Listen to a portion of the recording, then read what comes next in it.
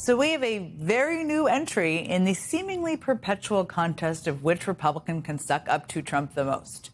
Because Texas Senator John Cornyn is now pushing a bill that would rename a major U.S. highway, a highway that runs 1,800 miles all the way from Texas to Montana. Cornyn wants to rename that giant highway, and I kid you not here, the Trump Interstate. Now, if you're wondering why Senator Cornyn is trying so hard to win Trump's favor right now, the answer is very straightforward. Because we are now just 2 weeks away from the Texas Republican Senate primary runoff between Cornyn and Texas Attorney General Ken Paxton. For months now, Trump has been teasing the idea that he will make an endorsement in the race and effectively decide the runoff himself. And that is clearly what Cornyn is hoping all of his sucking up will win him. Well, Trump keeps promising that he will make an endorsement soon. He hasn't actually made one, which means for months now, the two contenders for the Republican side of the ticket in Texas Senate race have been at each other's throats with ads like these. After 42 years in office, can you name a single thing career politician John Cornyn has done for you? Not one, unless you're a Democrat. Trump's right. Cornyn is weak, ineffective, and very bad for the Republican Party.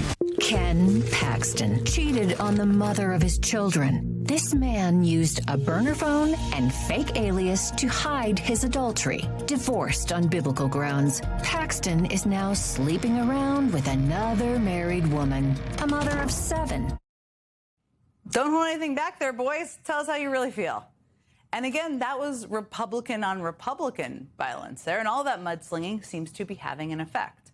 A poll last month from the Texas Politics Project shows that only 62% of Republicans in Texas said they would vote for Paxton in general if he is the Republican candidate. And just 60% of Republicans in Texas said they would vote for Cornyn in the general election if he is their party's candidate. Compare that to the Democratic candidate, James Tallarico. 80% of Democrats in Texas said they will support him in the general. And in poll after poll, he is beating both Paxton and Cornyn in head-to-head matchups. I know it sounds impossible, but Democrats may actually be able to win statewide races in Texas this year, and they aren't just banking on their Republican opponents eating each other alive. Democrats are calling in the big guns. This was the scene at a taco shop in Austin this afternoon as former President Obama lent his star power to Texas Democratic Senate nominee James Tallarico and Texas Democratic Governor nominee Gina Hinojosa. The former president circled the entire restaurant, talking to everybody inside and introducing them to the duo he said would be Texas's next senator and next governor. And joining me now is the Democratic nominee for governor of Texas, Texas State Representative Gina Hinojosa. Thank you so much for being with us today. Let me start by saying this. I know from experience that my old boss, Barack Obama, picks the places he campaigns, especially post-presidency, very carefully. What did he tell you today at lunch about why he came to Texas? Well, he sees the opportunity and he knows the stakes, and that's why he was there with us. It was incredible.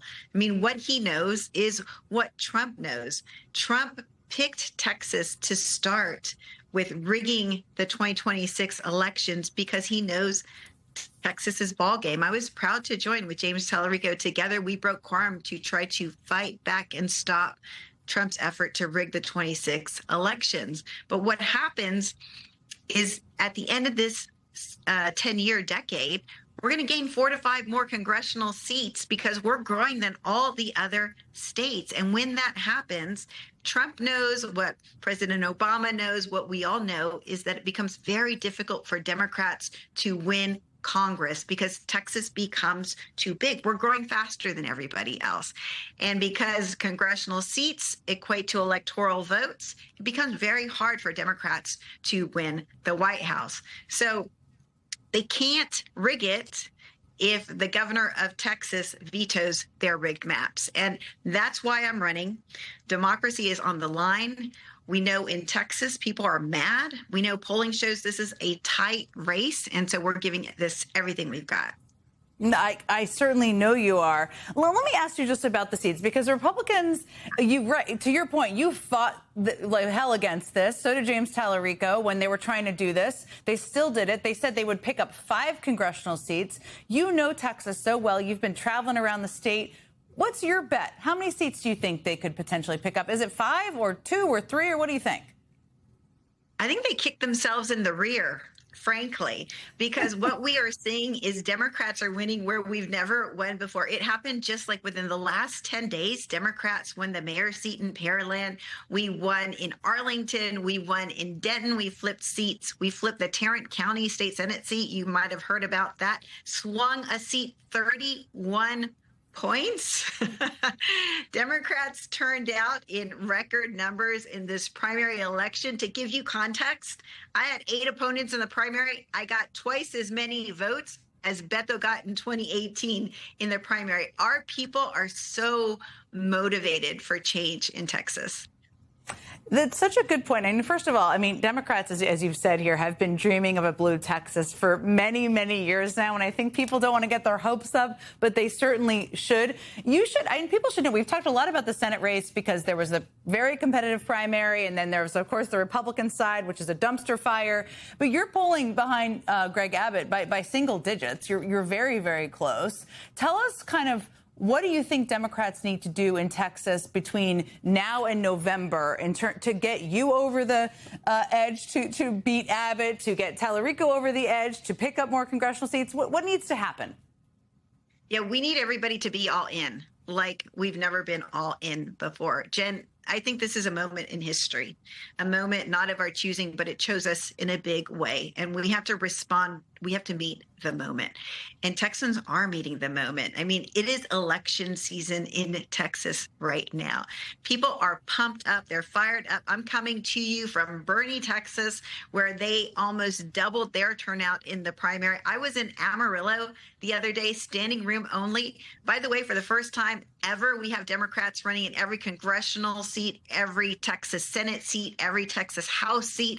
And they're so proud of themselves, and it matters. In Potter County and Amarillo, they doubled their turnout. In Randall County, they tripled their turnout because they had candidates running, and people are so fired up. Look, timing is everything in politics, in elections. The timing is right in 2026, and we're going to make the most of it.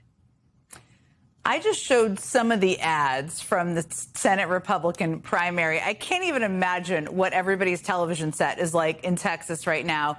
I know you're running for governor. You're doing a hell of a job. You're very close. Everybody should tune in and go to your website and pay attention to your race. Tell us, while we have you, just about the impact of how nasty that Republican primary has been on that Senate race and kind of on Democrats across the state. Yeah, they're tearing each other up while we're coming together and working hard for a win. They don't have much to offer, right? They have been in charge for 30 years. Greg Abbott has been in office since I graduated from high school. And I know I look young, but I'm not that young. And people are tired of politics as usual. In Texas, I will tell you, we have the most people being disconnected from their electricity of any other state. We have the most bankruptcies. We have the most kids without health insurance. We have the most people without health insurance. But we're proud people. We know Texas is a world economic powerhouse. We know our worth, and we know we deserve better. And that's what we're seeing in the polling. That's what we're seeing on the ground. Texas is in play in a big way, and I'm so excited to be a part of this. And if you can learn more and be part of this at ginafortexas.com. Thank you. Gina Hinojosa, thank you so much for joining us. Really appreciate it. Thank you, Jen. Appreciate you.